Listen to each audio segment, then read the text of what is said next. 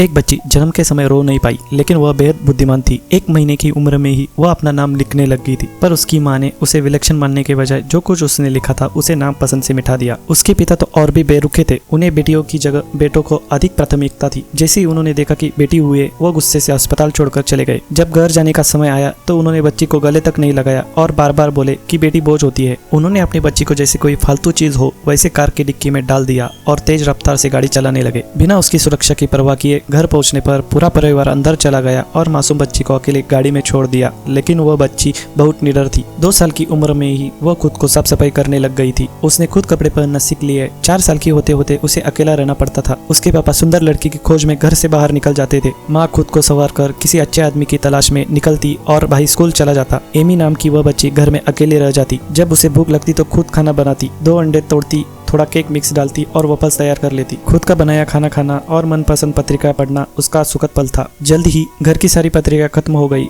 पढ़ने का शौक इतना बढ़ गया कि उसने अपने पापा से किताब खरीदने की बात कह दी। मगर उसके अजीब स्वभाव वाले पिता को लगता था कि टीवी देखकर ही सब कुछ सीखा जा सकता है, पढ़ने की क्या जरूरत है। एमी ने हिम्मत नहीं हारी। उसने समझ लिया कि इस परिवार में कोई उसका साथ नहीं देगा और उसे खुद ही आगे बढ़ना होगा। अगले दिन जब परिवार लोग काम पर निकल गए तो उसने फोन डायरेक्टरी में लाइब्रेरी का पता देखा। लाइब्रेरी घर से 10 किलोमीटर दूर थी, लेकिन यह दूरी उसकी पढ़ने की मंशा रोक ना सकी। वहां पहुंचकर वो विनम्रता से लाइब्रेरियन से मिली और बच्चों वाले हिस्से में चली गई। सफाई कर्मी को हैरानी हुई कि इतनी छोटी बच्ची अकेले कैसे आ गई, लेकिन एमी को किसी की देखभाल की जरूरत नहीं थी। उसे किताबों के बीच बैठना सबसे अच्छा लगता था। उस दिन के बाद से वह रोज लाइब्रेरी जाने लगी। वह एक के बाद एक किताबें पढ़ती गई। बच्चों की किताबें तो जल्दी ही खत्म हो गई और अब वह बड़ी किताबों की ओर बढ़ी। लाइब्रेरियन उसकी लगन से इतनी प्रभावित हुई कि उन्होंने उसे लाइब्रेरियन कार्ड बना दिया। अब वह किताबें घर ले जा सकती थी और उसका सफर का समय भी बचने लगा।